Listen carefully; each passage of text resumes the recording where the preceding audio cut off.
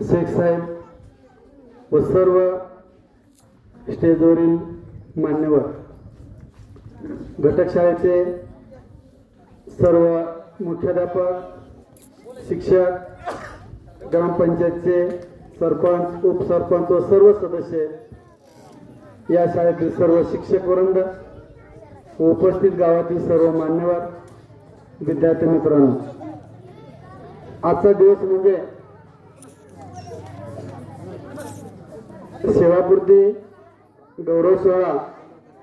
आदरणीय रोकडे साहेब यांना आपण या ठिकाणी निरोप देत आहोत. त्यांच्या बाबतीमध्ये सांगायचं म्हटलं तर आताच सरपंच साहेबांनी खूप असं सांगितलेलं आहे. कार्यक्रमाला खूप वेळ झालेला आहे. वेळेचा भान ठेवून मी थोडक्यामध्ये माझं मनोगत या ठिकाणी व्यक्त करणार आहे. आदरणीय साहेब गेल्या 15 महिन्यापासून या ठिकाणी उपस्थित झाले. मला वाटत नाही त्यांना आल्यापासून खूप काम झालेलं आहे शाळेचं. पहिलंही काम 5 वर्षापासून चालूच होतं, तर साहेबांमुळे थोडं ग्रेप आले. दिवस रात्र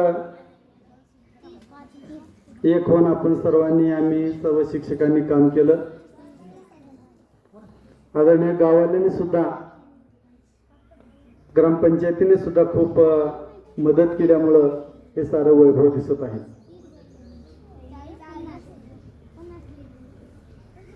पण शाळेचं थोडक्यात अभिमानी आहे आणि थोडं वाईटही वाटतं.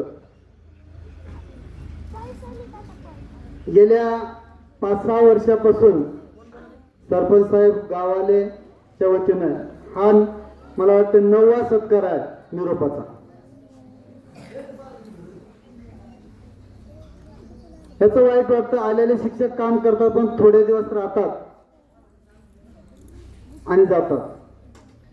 असं काहीतरी शाळेला चांगले दिवस आलेत म्हणले की झालं. गेल्या महिन्यात बिरादार मॅडम सेवानिवृत्त झाले, या महिन्यामध्ये साहेब झाले. आता राहिले 4. पहिलीच परिस्थिती आहे. पहिले 4 शिक्षक आणि 8 वर्ग. बघा मग आता काय करायचं, कठीण आहे. मग आता पुढचं काय, पण गावाला विनंती आहे आदरणीय सरपंच साहेबांना आणि सर्वांना की आपण ज्या पद्धतीनं गावातील शिक्षक घेऊन आपण शाळा चालवली, नवीन शिक्षक येतील 2, आदरणीय साहेब शिक्षक देण्याचा प्रयत्न करतील. पण आपण या शाळेवर जे नेमलेले शिक्षक आहेत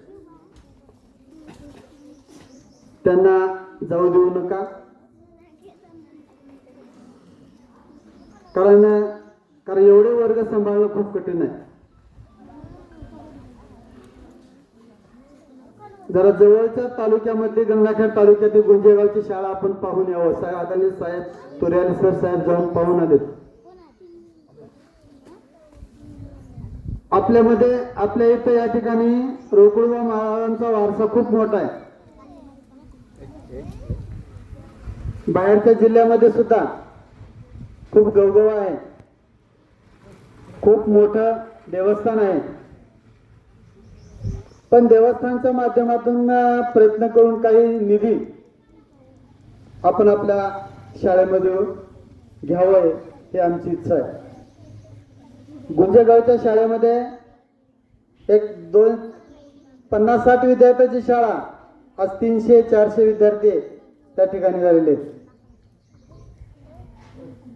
त्या गावचे लोक काय करतात, देवालाही देणगी देतात, शाळेला देणगी देतात आणि गावातलेच व्यक्ती हुशार नेमून ते शाळा चालवत आहेत. आज जिल्ह्यामध्ये ती शाळा नंबर 1 ची शाळा आहे.